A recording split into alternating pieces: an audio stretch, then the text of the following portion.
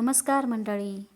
महाराष्ट्रीयन स्वयंपाकातील एक महत्त्वाचं तंत्र म्हणजे फोडणी आणि महाराष्ट्रीयन जेवणाचा आत्मा म्हणजे फोडणी, जो साध्या जेवणालाही छान चव आणतो, अगदी सुगंध आणतो.